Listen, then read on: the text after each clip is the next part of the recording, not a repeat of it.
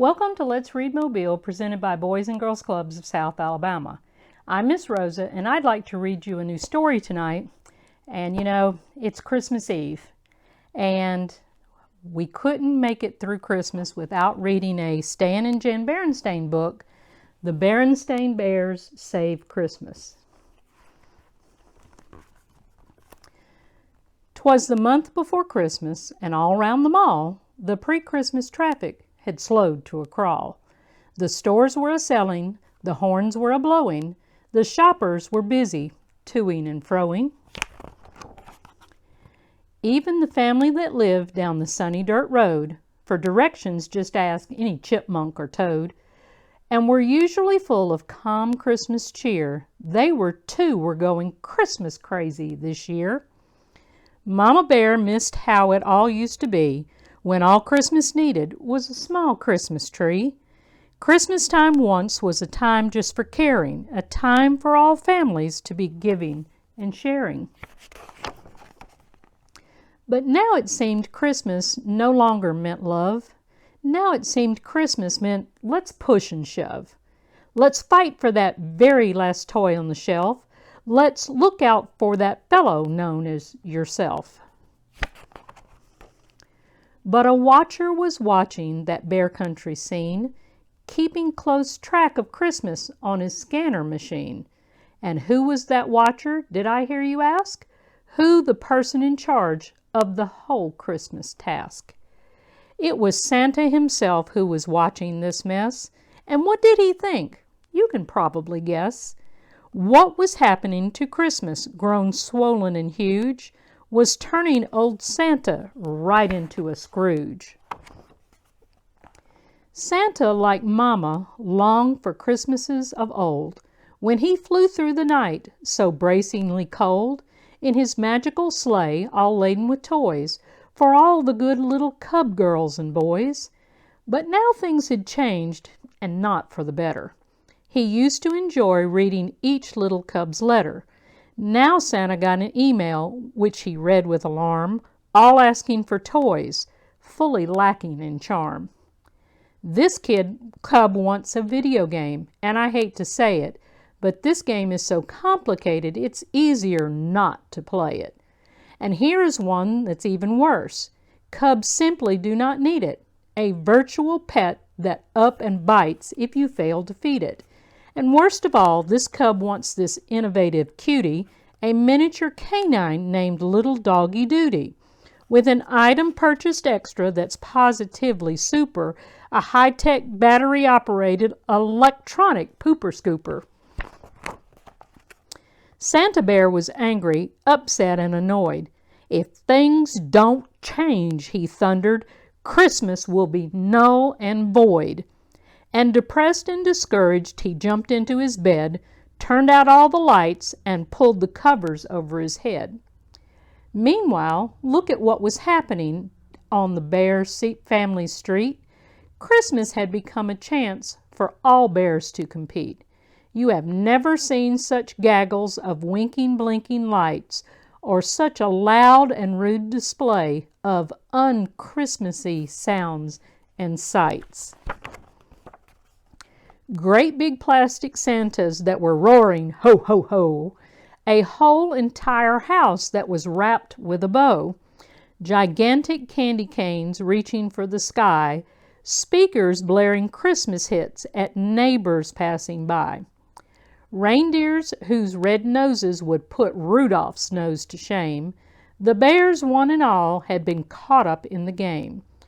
All of them were trying for the best Christmas display. All of them were trying to turn nighttime into day. The cubs were also caught up in this nasty Christmas rage. Their Christmas wish list grew to cover page after page. Mama Bear tried her best to pull Paul from the brink. She begged him, please, to take a moment just to stop and think. But Papa, like the cubs, was still carried quite away. There was no doubt the greedies would spoil Christmas Day. Now Mrs. Santa loved Christmas just as much as her mate. She especially liked the catalog that came from barrel and crate. but she too thought that Christmas had gotten out of hand and that the Christmas greeties were spreading through the land. She was worried about Christmas, but worried more about her mate. Hot tea usually cheered him up, with fresh-baked cookies on a plate. But Santa Bear was gone. There was just a note on the bed. It was pinned to Santa's pillow, and this is what it said. Subject: Christmas is canceled. To my dear and loving wife, Christmas is my life, and what I have to say is that the true spirit of Christmas has somehow lost its way. I have gone to find it. I will search until I do, but better that there's none at all than what it's turned into. Your loving husband. Of course, Santa's disappearance made the network news. Folks gathered around their TV screens in 4s and 3s and 2s. They called up all the talk shows and all said, "What a shame." But not a single bear thought the bears were to blame. Mama Bear knew better. Of course Santa has quit. With all that's happened, you can't blame him a bit. We've blotted out the stars with 1,000,000 watts of light. We have lost the Christmas spirit and forgotten all that's right. The bears knew in their heart of hearts that Mama Bear was right, and that they had all contributed to Christmas's sad plight. The bear cubs got the message, and Papa Bear did too. But what was done, they thought, and what were they to do? "Well," said Mama, "we could set an example. I think a few lights around the door will be more than ample." So Papa and the cubs saw the error of their ways, and working very quickly, they took down the huge displays. But Santa was still missing when all was said and done, and the chance of saving Christmas seemed clearly slim to none. But Santa had a plan, and he was really still about, and with the fate of Christmas still very much in doubt, he went among the bears, very carefully disguised, and traveling without his sleigh, he went unrecognized. So in his tweedy cap and suit, he traveled far and wide, and looking for the Christmas spirit, he searched the countryside. He had to keep on searching. He could not give up hope. This place looks familiar. He had seen it on his scope. Santa looked up at the stars sparkling in the sky. No longer did the lights below outshine the lights on high. "Well, that's a start," thought Santa with a hopeful smile. "Maybe my long, lonely search will finally prove worthwhile." But Santa needed more than just soft lights around the door. He needed the true spirit of Christmas back in place once more. Santa still worried about Christmas and its fate, and then he checked his watch, which showed the time, the day, the date. And with alarm he cried out loud, "Good grief, it's Christmas Eve!" Was there still time enough for Christmas's reprieve? Santa knew full well that it was about to snow. He could always feel it coming in his left big toe. But suddenly it was snowing with all of nature's might. It whipped and whirled and swirled. It whited out the night. It crystallized the air. It filled the very skies. It was as if the air was filled with icy fireflies. Then at that very moment, through the whirling, swirling snow, far off in the distance, he saw a gentle glow. Despite the cold and blowing snow, he could clearly see that the light he saw before him came from the bear's big tree. The very same bear family he had seen upon his scope. The very same bear family who had made him give up hope. Just then the door opened, and there was Papa Bear, coming out into the cold from his warm and cozy lair. Out he came so bravely through the deep and drifting snow, even though the wind chill was 86 below. Papa had a cup of birdseed and a tiny holly wreath, and he pressed forward further into the blizzard's icy teeth. Papa had come out to feed a tiny bird, no bigger than a mouse, a tiny hungry bird, in a tiny cold birdhouse Papa hung the wreath and placed the cup under the eaves, safe beneath the shelter of snow-laden leaves. Santa said to Papa, "What a nice thing to do." "Not at all," said Papa. "Little birdies gotta eat on Christmas too. But if you don't mind my asking, who the heck are you?" Yule's the name," said Santa.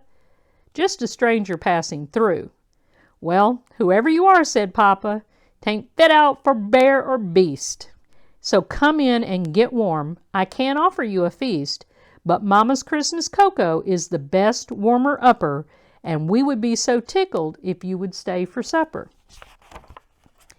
So Santa Bear and Papa Bear came in from the cold, and then Santa saw Christmas as it was in days of old. There was a fresh-cut tree, paper stars on the window panes, and all around the room were homemade paper chains. Santa's search had ended, and his spirit was more than buoyed. Santa Bear was more than pleased. He was overjoyed. The bears had refound Christmas in the goodness of their hearts, celebrating with their love and homemade craft and arts. They had found the Christmas spirit, which, though old, is always new, and the Cubs had just finished their latest letter to you-know-who. Would their guests like to read it? Why, don't mind if I do. Santa quickly put on his specs and read the Cub's brief note. As he read it, he got quite a lump inside his throat. The letter did not ask for every greedy Christmas whim. It left the matter of gifts for them completely up to him. It requested gifts for others, a toy mouse for Miss McGrizz's car, a plant for Miss McGrizz herself, and for Male Bear Bill a hat, something nice for Grizzly Gus, who had just had a fall. As gift for themselves, again, that was Santa's call. A great big smile spread slowly across old Santa's face. Yes, the true Christmas spirit was alive in this warm place. After supper, Papa looked out and said, "The snow has slowed." So they left the bear's house and went down a snowy road. It was a lovely cold night with the snow still gently falling as the bear friend and their guest went a Christmas calling. They exchanged small gifts among themselves and warm homemade dishes and happy and heartwarming Merry Christmas wishes. There was soft Christmas starlight to guide them on their way, and they sang this song as they went jingling along in their horse-drawn sleigh. The soft lights of Christmas sparkle and glow. They cast lovely light on the new-fallen snow. They remind and oblige us to be of good cheer. They fill us with feelings of those we hold dear. As we pass through the night to visit family and friends, the lights beckon us on to where the road bends, to ever new vistas of grace and delight. They lighten our hearts as they pass in the night. The soft lights of Christmas send a message of love, paying homage on earth to the starlight above. "Thanks for the lift. Now I must leave," said old Santa Bear. "Here's where you can let me off. I'm staying over there." And with a wink and a twinkle he bid them all goodbye, and then he was off like magic through the Christmas Eve sky. "I have searched for Christmas," he cried, "and found the spirit true. Now if you'll excuse me, I have work to do." Merry Christmas. I hope you enjoyed our book tonight, and I hope you have a very Merry Christmas.